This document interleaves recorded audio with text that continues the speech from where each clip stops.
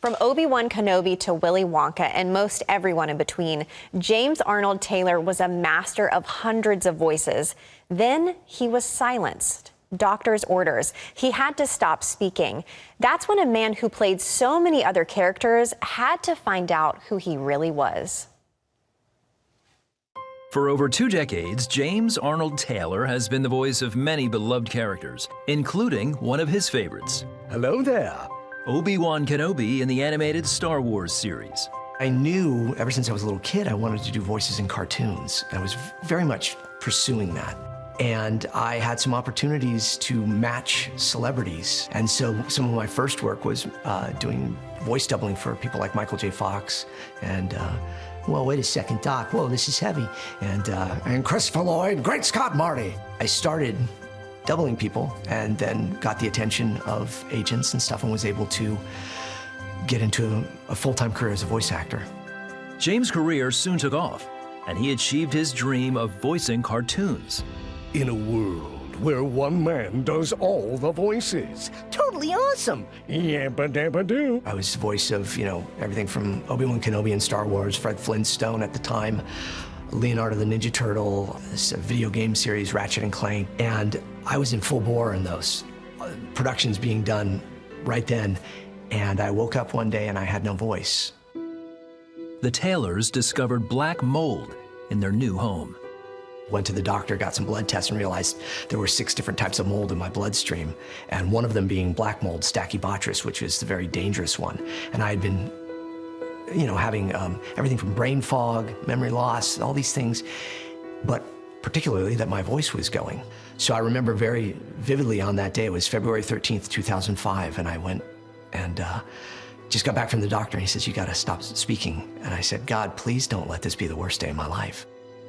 James and his wife felt overwhelmed and relied on their faith to carry them through. We were in the process of adopting our daughter at the time. So we've got this house with this black mold. We're in a lawsuit with people with the house. We're adopting a child from China, and I can't speak, and I'm a successful voice actor. So those couple months in, we were like going, wow, I don't know if it can get much worse than that. And so we were really just on our knees every day. The Taylors trusted God as James began extensive therapy to regain his voice. I was going to doctors, and they all wanted to put me on various medications, some indefinitely, and they said that my voice would probably not be the same, it'd be less than. So I took a very proactive approach and a holistic approach too. Changed everything about my diet, my exercise, the way I lived, went on a whole foods diet and just really did the best I could to cleanse my system of the mold. I had this wonderful gift that God gave me since I was a child to do these voices and to mimic them, but I wasn't doing it right. And he needed to correct that. And he needed to correct it through something that was shocking to my system in every possible way. But I learned and retrained my voice to be even stronger than it was before. The Taylors eventually moved out of their house. As they completed the adoption for their new daughter, James was going through the paperwork when something caught his eye. I see her birthday is February 13th, 2005.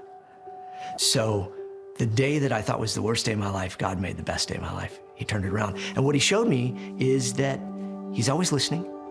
And the things that we think are our hardest journeys are there to build us up for the next journey and to make us stronger for the next hurdle that's gonna come up in life.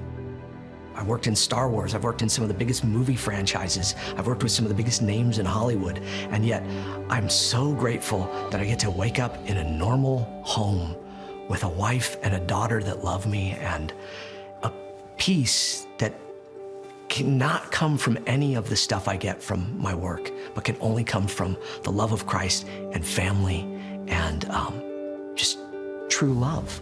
Fully relying on God has inspired James to make a film. I've had a passion for storytelling, and I love the parable of the prodigal son. So I recently wrote a movie called Hidden Blessings about a painter that's kind of a reclusive painter, and a documentary film crew comes in to document his life, and they stumble across the story of the prodigal son in the process of it. James is thankful God restored his voice and enjoys using it to share the love of Jesus.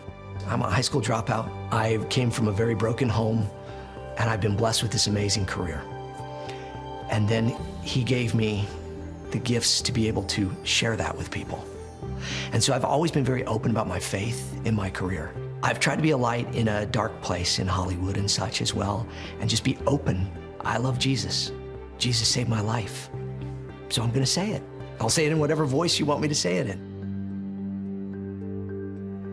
Thank you so much, James, for your just transparency and vulnerability and sharing your story with us.